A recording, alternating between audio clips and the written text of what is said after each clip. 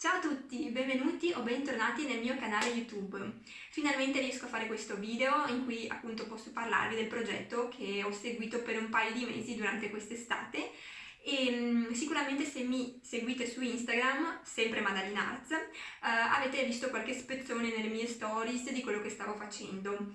Il titolo del video in questo senso è molto rivelatorio perché è vero, ho illustrato una storia per bambini. Non è una storia che verrà pubblicata in maniera cartacea, quindi non la troverete nelle librerie. Sono stata invece contattata da un signore inglese che mi ha proposto di collaborare con lui per un progetto che ha come fine quello di realizzare una Lightbox. È una scatola interattiva, una scatola che si illumina a diversi gradi di luminosità, quindi aiuta i genitori a leggere le storie al bambino in maniera più efficiente, possiamo dire così, nel senso che il bambino vede le illustrazioni ben illuminate, il genitore riesce a leggere la storia sul retro e poi anche una scatola interattiva. Non so darvi molti più dettagli perché non è stata ancora messa in vendita, stanno lavorando alla sua realizzazione e non so se un giorno riuscirò mai a entrarne in possesso. Comunque questo è il progetto a cui ho lavorato, ma adesso voglio parlarvi delle sfide, delle principali sfide a livello illustrativo che ho dovuto affrontare per illustrare una storia per bambini e se anche voi vi troverete in questa situazione magari vi possono essere utili. La prima sfida è lo storyboard. Se non avete già sentito questo termine, vi spiego un po' cos'è. Lo storyboard è la rappresentazione, anche solo in bianco e nero, di solito è solo in bianco e nero, delle illustrazioni che andranno a comporre la storia. Quindi, in poche parole, è l'insieme delle bozze delle illustrazioni finali.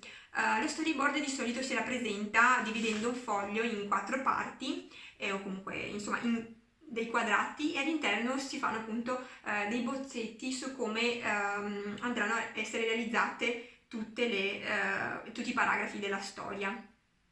Questo è il mio storyboard, ma non è finito perché avevo deciso di farlo in maniera più grande, quindi di fare delle vere e proprie bozze da far vedere poi a chi mi ha commissionato il progetto, quindi si devono far vedere di solito all'editore. Quindi questo è lo storyboard. Per realizzarlo ovviamente bisogna leggere, rileggere e aiutatemi a dire leggere la storia. Nel mio caso la storia era in inglese, quindi ho dovuto proprio accertarmi di aver capito tutti i termini, tutti i modi di dire. E poi una cosa molto importante è che bisogna leggere tra le righe, bisogna proprio cogliere il significato, l'idea che poi vogliamo portare dalla prima all'ultima illustrazione. E qui subentra la seconda sfida che è la coerenza. La seconda sfida è quindi la coerenza. Cosa intendo per coerenza? Allora, intendo che il disegno deve essere coerente all'idea che vogliamo trasmettere. E vi faccio un esempio molto pratico in base a quello che io ho sperimentato. Allora, il protagonista della mia storia è un gallo che canta di notte anziché all'alba, quindi questo dà molto fastidio agli altri animali della fattoria, ai contadini stessi e quindi fa sì che lui venga isolato, un po' denigrato, guardato male, quindi si sente allo stesso tempo triste, solitario e anche incompreso, perché secondo lui fa una cosa giusta. Quindi nella tavola che vede appunto il gallo il giorno dopo aver cantato di notte, quindi quando tutti hanno le occhiaie, sono tristi, arrabbiati e stanchi, lui invece è da solo, triste perché si sente appunto incompreso e anche i tratti del disegno, quindi che rappresentano il gallo, sono cadenti, la cresta è cadente, tutte le linee volgono verso il basso, quindi è questo diciamo, l'esempio di coerenza, cioè se devo rappresentare un gallo che è triste, malinconico, lo devo far capire dagli occhi socchiusi, da tutti i tratti cadenti.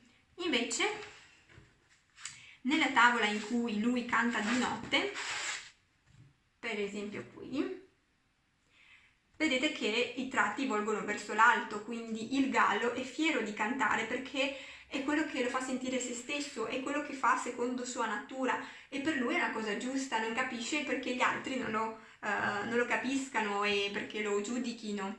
Quindi questo è appunto secondo me la coerenza. La terza sfida per me è stata studiare i personaggi, in particolare il gallo, che è il protagonista, e io mi sono approcciata in questo modo allo studio del personaggio, ovvero sono partita da foto o cosiddette references di vari galli, in varie pose, di vari colori, e ho cercato di rappresentare un gallo in maniera abbastanza realistica, come in questi casi, per capire come è fatto anatomicamente, quindi le piume, la cresta, il becco, eccetera. E poi ho semplificato per poi arrivare all'idea che io avevo del gallo nella mia storia, un gallo fatto così, quindi semplificato e anche personalizzato secondo il mio gusto e secondo la mia personalità, ecco. Per quanto riguarda gli altri personaggi, lo studio è stato più velocizzato, per esempio questa è la mucca, sono partita già a farla abbastanza semplificata per poi trovare le forme che più mi piacevano e quella finale dovrebbe essere questa. Questo è lo studio dei personaggi e adesso passiamo alla quarta sfida. La quarta sfida quindi riguarda i colori. Cosa intendo per colori? Ci sono due cose che voglio dirvi. La prima è far sì che il protagonista abbia dei colori che attirino l'attenzione su di lui e non che ci sia un altro personaggio con colori che spiccano. Mi spiego meglio. Allora, il gallo l'ho realizzato con un rosso aranciato vivace. Ho fatto in modo di non fare altri animali con questo tipo di colore così vivace. Gli altri colori che ho utilizzato per gli altri animali sono appunto dei colori più spenti. Ecco, in questo caso solo la gallina si avvicina leggermente come colore, ma comunque è più chiara. Invece tutti gli altri personaggi hanno comunque delle tonalità un po' più spente, possiamo dire, o comunque che risaltano meno. E questa è la prima cosa che volevo dirvi, quindi fare in modo che i colori del gallo, del protagonista in questo caso, spicchino. E un'altra cosa molto importante è segnarvi le combinazioni di colore che utilizzate, cioè siccome io ho dipinto tutto ad acquerello, non ho utilizzato un arancione di questo tipo già fatto in tubetto, ho fatto una combinazione di vari colori, quindi un po' di rosso, un po' di rosso di cadmio, un po' di giallino, insomma ho ottenuto questo colore combinandone minimo 3, così come anche per le piume. E se non mi fossi segnata la combinazione, nella tavola successiva avrei fatto un colore magari diverso, una tonalità diversa.